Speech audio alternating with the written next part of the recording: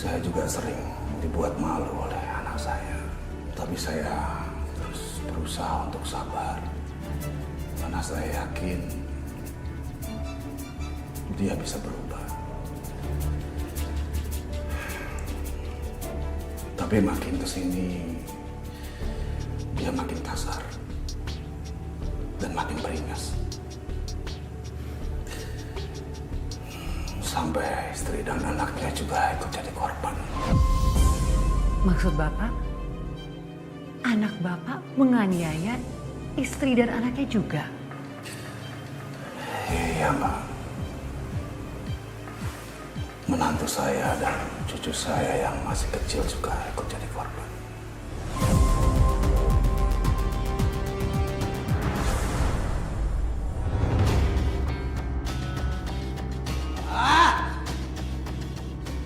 Ajar itu. Sok-sokan mau ngelaporin gua ke polisi. Awas aja kalau sampai mereka beneran laporin gua ke polisi. Gua bakal ngabisin mereka semua. Winda, makanan gua mana? Lu mau gua mati kelaparan? Sebentar Mas, ini udah mateng kok. Ya udah cepetan, jangan lama-lama. Gua lapar nih. Iya Mas.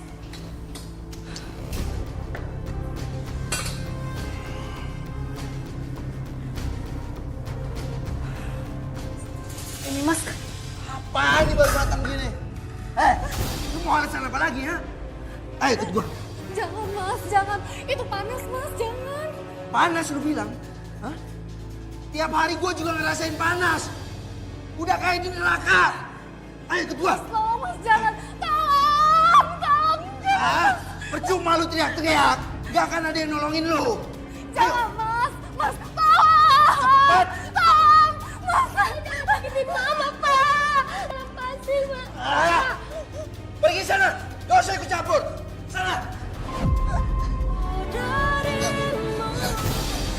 Kakek, tolongin Mama, Kek. Kakek, tolongin Mama, Kek. Mas, jangan, Mas. Mas, tolong. Ya Allah, ngapain lagi Ragil ya? Kamu tunggu sebentar saya. Bentar ya nak. Ayo cepat. Mas, jangan, Mas. Mas, jangan.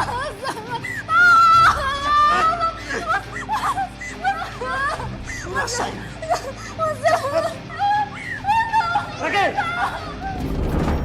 Lepas lagi dulu itu.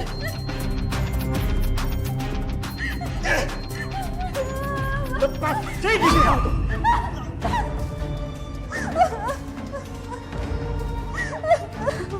Muka kamu kena minyak. Kita ke dokter. Nggak usah, Pak. Nggak apa-apa. Cuma kena sedikit. Mama.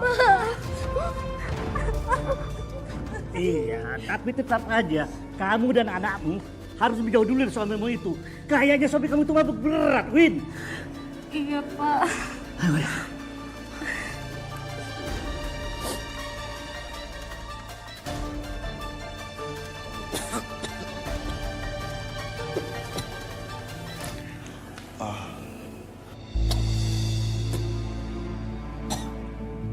Kamu memang anak bapak.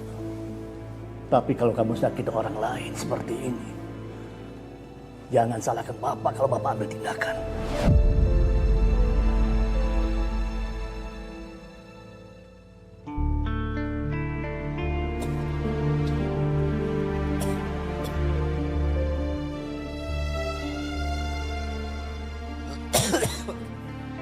Jadi sekejam itu anak Bapak terhadap istri dan anaknya sendiri. Iya, Mbak. Dia kejam. Tapi kenapa, Pak? Apa yang membuat Ragil bisa kejam seperti itu?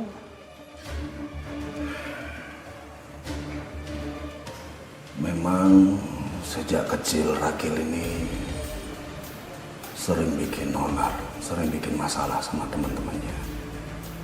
Makanya Ragil tuh sering dimarahin sama almarhum istri saya, Mbak.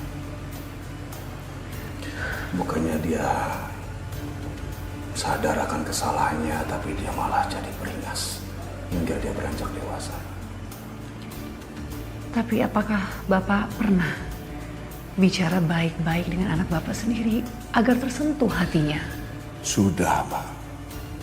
Segala cara sudah pernah saya coba.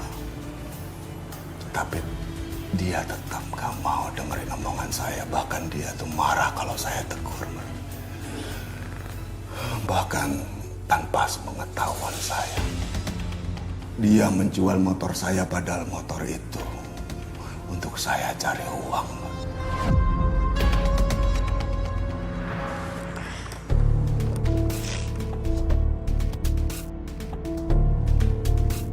Ragil, motor bapak mau diapain?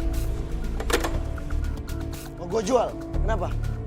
Jangan main-main kamu ya. Itu motor bapak buat ngojek. Buat ngasih nafkah untuk istri kamu dan anak kamu. Alah, udah deh Pak. Gak usah lebay. Emang Bapak pikir cukup hidup dari ngojek, Pak? Gua butuh duit, bukan ceramah. Astagfirullahaladzim. Kenapa sih? Kamu tuh gak pernah nurut apa kata bapak? Ngebawel lu ya. Pikir.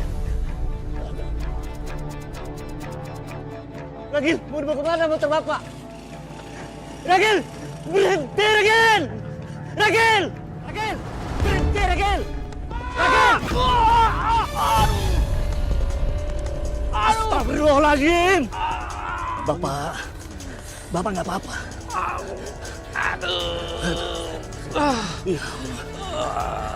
Bapak Iman, Bapak lihat ya tadi siapa yang nabrak? Anak saya. Astagfirullah, lagi-lagi. Aduh, lagi-lagi anak Bapak yang bikin onar di kampung ini. Gimana sih, Pak? Ayo Pak, kita mau ke rumah sakit Pak. Kasihan Bapak ini Pak. Ayo. Kasihan Bapaknya, ayo Pak. Jadi hampir setiap hari anak Bapak itu membuat masalah. Selalu dia bikin masalah. Sudah banyak uang yang saya keluarkan karena perbuatan anak saya. Padahal saya ini cuma tukang ojek. Penghasilan saya juga pas-pasan. Bahkan saya juga ngasih makan untuk menantu dan cucu saya. Saya ikhlas. Ya walaupun anak saya nggak bekerja, saya akan nafkahin istri dan anaknya. Tapi yang membuat saya kesal, dia itu nggak pernah sadar. Selalu bikin onar, bukan cuma ke keluarganya sendiri, tapi ke semua warga. Dia selalu bikin resah. Bahkan, dia hampir membunuh Pak RT, Mbak. Hampir membunuh Pak RT. Iya, Mbak.